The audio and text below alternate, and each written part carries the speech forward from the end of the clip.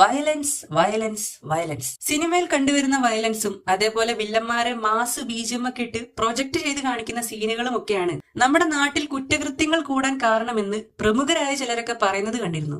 ഇതിലൊക്കെ എന്തെങ്കിലും സത്യമുണ്ടോ? നമുക്ക് നോക്കാം.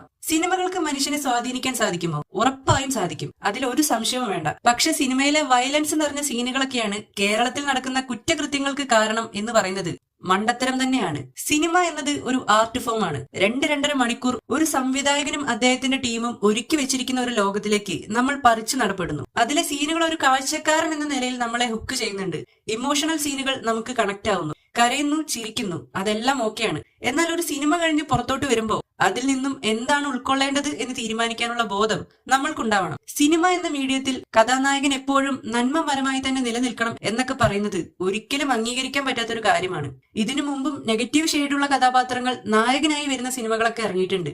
അപ്പോഴൊന്നും ഉണ്ടാവാത്ത അക്രമങ്ങൾ ഇപ്പോൾ എങ്ങനെയാണ് സംഭവിക്കുന്നത്? പണ്ട് മനുഷ്യൻ കാട്ടിലാണ് ജീവിച്ചിരുന്നത്. പിന്നെ വീട് വന്നു, കൃഷിസ്ഥലം വന്നു, കാളവണ്ടി വന്നു. കാളവണ്ടി മാറി കാറ് വന്നു, ബൈക്ക് വന്നു, വിമാനം വന്നു. പണ്ട് കാട്ടിൽ കഴിഞ്ഞിരുന്ന സമയത്ത് മനുഷ്യൻ ഇല കൊണ്ടാണ് നാണം മറിച്ചിരുന്നത്.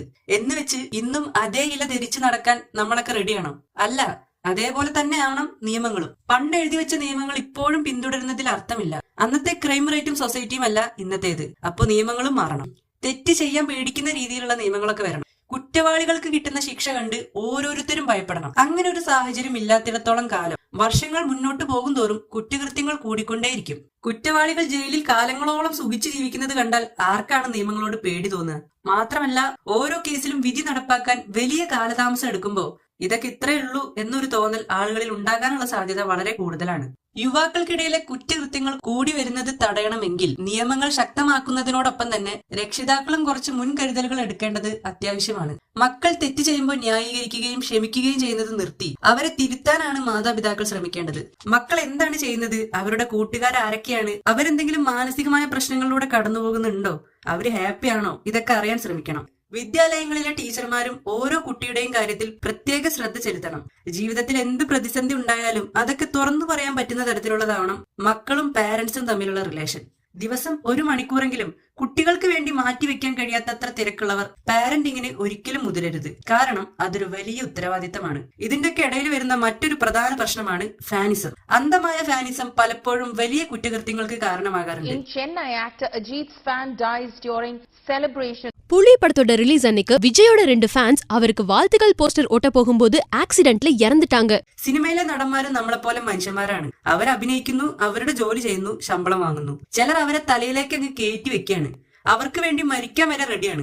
ഫാനിസത്തിന്റെ പേരിൽ അടി, ഇടി, വെട്ട്, കുത്ത്. നിങ്ങൾക്കൊരു നടന്റെ അഭിനയം ഇഷ്ടമാണ്, അയാളുടെ സിനിമകൾ നിങ്ങൾ കാണുന്നുണ്ട്, അഭിപ്രായങ്ങൾ പറയുന്നുണ്ട്, അതെല്ലാം നിങ്ങളുടെ ഇഷ്ടം. പക്ഷെ നിങ്ങളുടെ ഫാനിസം ഒബ്സഷനായി മാറുമ്പോഴാണ് പ്രശ്നം. ഈ ഒബ്സഷനാണ് പിന്നീട് വലിയ കുറ്റകൃത്യങ്ങൾക്ക് കാരണമാവുന്നത്. ഒന്ന് മനസ്സിലാക്കുക, കാര്യങ്ങൾ വ്യക്തമായി തിരിച്ചറിയാനുള്ള ബുദ്ധിയാണ് മനുഷ്യനെ മറ്റു ജീവികളിൽ നിന്നും വ്യത്യസ്തമാക്കുന്നത്.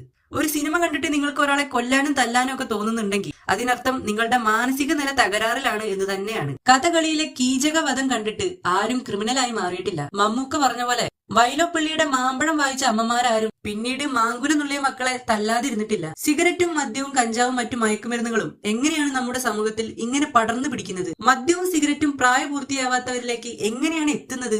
ഈ ചോദ്യങ്ങൾക്കെല്ലാം വ്യക്തമായ ഉത്തരങ്ങൾ കിട്ടുമ്പോൾ ഇതിനെല്ലാം കാരണക്കാരായ വലിയ നെറ്റ്വർക്കുകളെ കണ്ടെത്തി നിയമത്തിന് മുന്നിൽ കൊണ്ടുവരുമ്പോൾ ക്രൈം റേറ്റ് പതിയെ ഇല്ലാതാവും. സിനിമകളെയും സീരിയലുകളെയും കുറ്റം പറഞ്ഞുകൊണ്ട് കണ്ണടച്ച് ഇരുട്ടാക്കാൻ നോക്കുന്നതിന് പകരം മുന്നിലുള്ള പ്രശ്നങ്ങളെ എങ്ങനെ പരിഹരിക്കാൻ പറ്റും എന്ന് ചിന്തിച്ചു തുടങ്ങുമ്പോൾ, അതിനുവേണ്ടി പ്രവർത്തിച്ചു തുടങ്ങുമ്പോൾ എല്ലാം മാറും.